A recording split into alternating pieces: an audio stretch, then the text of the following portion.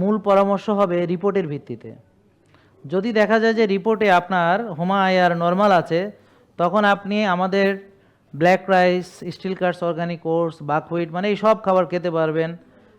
আপনি ফল খেতে পারবেন, ভালো মধু খেতে পারবেন, ভালো ফল, যে কোনো ফল ভালো খেতে পারবেন। যদি রিপোর্ট এরকম হয় যে কি হোমা আয়ার আছে 1, টিজি আছে 90, ইনসুলিন আছে 4-5-এর ভিতরে, সুগার আছে 5-6-এর ভিতরে।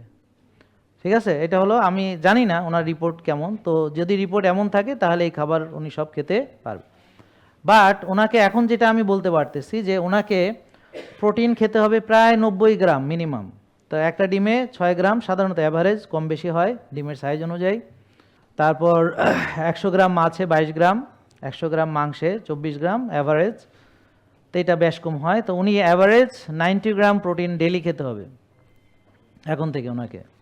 সাথে শাকসবজি খাবে এবং মানে বাকিটা হলো রিপোর্টের আলোকে বলা হবে। আর ভিটামিন ডি ওনার কম আছে, শিওর থাকেন, ধরে নেন ওনার রিপোর্ট পেলেই বোঝা যাবে। ভিটামিন ডি বাড়াইয়ে 90-100 বানাইতে হবে।